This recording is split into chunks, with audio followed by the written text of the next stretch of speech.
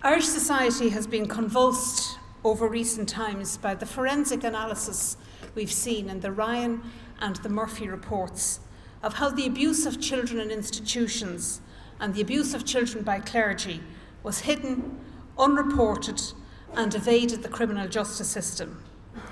We know that systematic lack of accountability put many more children at risk and prolonged the abuse of individual children.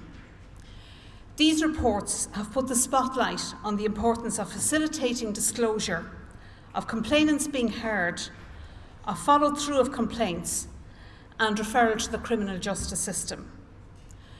And these themes about disclosure, listening to complainants, follow-through of complaints, and the operation of the criminal justice system form the heart of the important report I'm launching today on rape and justice in Ireland. This report rigorously examines the process from disclosure to reporting of adult rape, from reporting to prosecution, and prosecution to verdicts and sentencing. It not only documents what proportion of cases drop out of the system and when, but gives us new information on why at each stage of the process. This is a comprehensive and a very careful study which breaks new ground in the breadth of the evidence it has gathered across the different stages of the process. It combines qualitative and quantitative analysis to build a very compelling picture. The study contains a comprehensive review of the research literature. There are interviews with rape victims, an analysis of the decision to prosecute, which is based on the case files, an analysis of trials, and analysis and their verdicts, and analysis of transcripts of cases. I think huge congratulations are due to the NUIG team who conducted this research to the highest standard, to the enlightened cooperation of the DPP's Office and the courts in granting access to case files, to the Rape Crisis Network of Ireland who commissioned the research and CUSC which has funded it, and most of all to those who courageously came forward and told their stories and relived their experience, because out of that real human experience I think we really get the picture of what is going on. It cannot have been easy for anybody to go through that, and I think we all owe a debt of gratitude to those women who told their stories. Inevitably, in a report of this length and thoroughness, there'll be a focus on the headline findings and on the recommendations. But I would recommend to any of you to really read the report in its entirety, because I found that on every page there was something which was worth reading and worth listening to. There were important insights from the voices of the victims to the detailed statistical analysis which brought together why things were happening or why things weren't happening.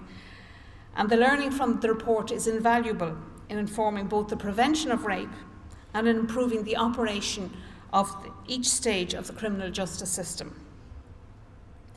Some of the learning from the report, I think, challenges our society in a very fundamental way, looking in a deep way at our attitudes and our behaviours.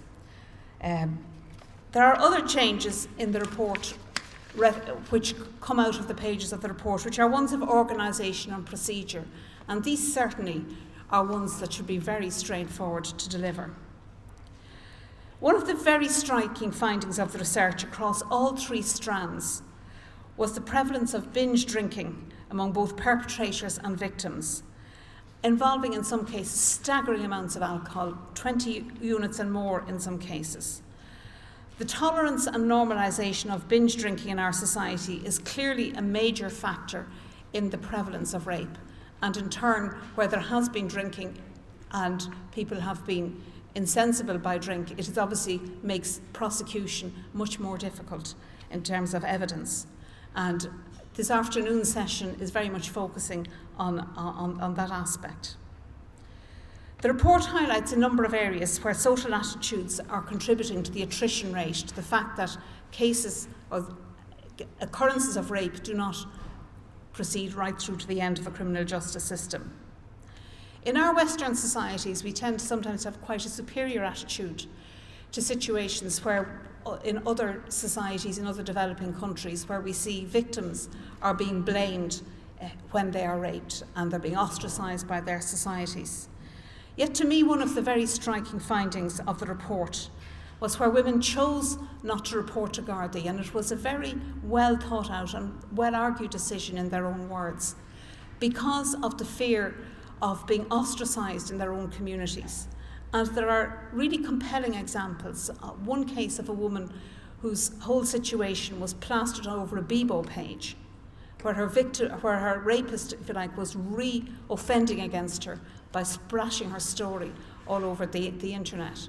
Another situation where 7 or 8 of the perpetrator's friends were again, jeering and making a mockery of a woman who had been raped, again exacerbating the trauma she had gone through in the actual assault itself. So for many women, it is actually a very rational decision not to report the rape to the guards or to withdraw the case. So I think there are questions we need to ask about our tolerance of those kind of behaviours and those kind of attitudes. Another aspect which comes through the research is that in many societies, including our own, there is a myth that false accusations of rape are widespread. Now, they do occur, but typically the research shows maybe 6 to 8% of reported instances may be false accusations. But there is a prevalence, that there's a view in people's heads that this is something that is very widespread. And this, in other research, has been shown to influence whether cases are taken forward by the guards to the DPP, or the DPP takes them forward to the next stage, or whether juries convict. So this myth, if you like, of widespread false accusations. And when we look at the actual attrition rate in the report, what comes forward very strikingly is that much more powerful and much more prevalent than false accusations is actually true situations of rape which never make it through to the next stages. That is a much more widespread thing. And again, I suppose if our society recognised this disparity, things might be different. In Irish and in other societies, there's a widely held view that rape is a crime typically committed by a stranger who knocks you down in the street, out of doors. In Ireland, as in other society, typically rape is by somebody you know, whether it's somebody you met on a date or a boyfriend or an ex-boyfriend. And in about 2/3 of cases, rape is perpetrated by somebody who's known to the victim. International studies show that juries are reluctant to convict in cases where it's not the stereotype of the stranger rape, a factor that makes prosecutors reluctant to prosecute. Now, the evidence doesn't show here that our prosecutors are reluctant to prosecute in these cases. However, the report uses the phrase, the stunning reluctance of juries to convict of rape. We don't know what goes on in the heads of juries because we don't have that research here. Nevertheless, as the research shows, rape by a current or an ex-partner is often not just a once-off event, but it's an element in a continuing abusive relationship, and it is certainly not something to be taken lightly. It's worth restating here the core principle set out by the Task Force on Violence Against Women. Neither society nor the judicial system should treat violence by someone you know as less serious than violence by a stranger.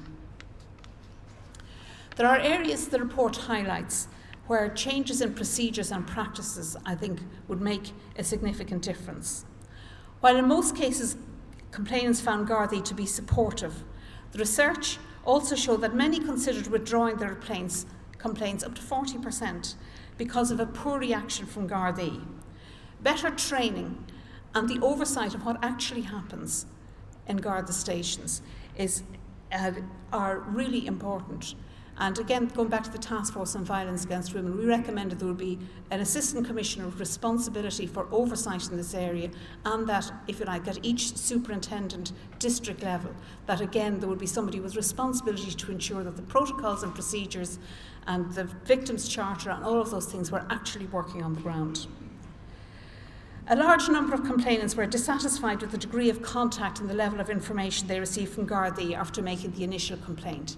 And given that the time shown by the research from the occurrence of the rape to the end of the case averaged 2 years and 9 months, that's a lot of time to be left there hanging wondering what is going on. And while there mayn't be a lot going on, it is so important to continue to keep in touch with victims and to let them know what the situation is, why are the delays, where things are at, and there should be no surprises. You know, you meet somebody on the street, so that people should know exactly what the story is. And in this day and age, with mobile phones, text messages, emails, and all the rest of it, there is absolutely no excuse for simple systems of keeping in touch on a regular basis with victims. Priority should also be given, because we're talking of 2 years and 9 months, to addressing the underlying causes of these delays from report to trial in relation to this crime, which has such a devastating psychological effect on victims. And again, there's careful research documenting the psychological effect on victims. A stark finding of the report is the reluctance of the DPP's office to prosecute where the complainant had a mental illness. Of 78 such cases, only 2 went to prosecution. While, of course, there can be issues around evidence and possible credibility of witnesses which may weigh on such decisions, it's of utmost importance to ensure that all citizens are equal before the law, and the rape of somebody with a mental disability will be given credibility and not treated effectively with impunity. As the report states, to automatically exclude a class of people from protection of the law is untenable. And I'm particularly concerned, this report documents, if you like, what happened to ordinary women and indeed some men who experienced rape. But there are men and women who are particularly vulnerable. We know that children have been particularly vulnerable in terms of being able to tell their stories. And another group who are very vulnerable are people with disabilities. And the National Disability Authority, which is now my day job, is about to undertake a pilot study to look at abuse of people with disabilities, which among other aspects will explore the factors inhibiting or promoting disclosure, look at attrition rates and their cause, which very much will complement the present research and be important in examining a group who face greater than average obstacles to disclosure of abuse. The Task Force on Violence Against Women 12 years ago recommended setting up a national steering committee together with regional and local structures to deliver a strategic approach to the issues of violence against women. This has been built on to become CUSC, the National Agency on Domestic, Sexual and Gender-Based Violence, which is there to drive implementation of the recommendations in this report and to integrate them in the strategy which is now being finalised. And I think there's been really excellent work done on the CUSC strategy. I know there's a bit more work to bring it to conclusion, but it's very, very good to see that strategic approach which knits together the efforts of individual NGOs around the country, the HSE, the Gardaí, all the other players in this. And today's conference on the issues around this research will be an important input into the work of CUSC and into that process of advancing on an evidence base what needs to be done to ensure that we minimise the instances of abuse, and that where we have rape and assault, that it is prosecuted to finality. So I am honoured to launch this very important report. Thank you.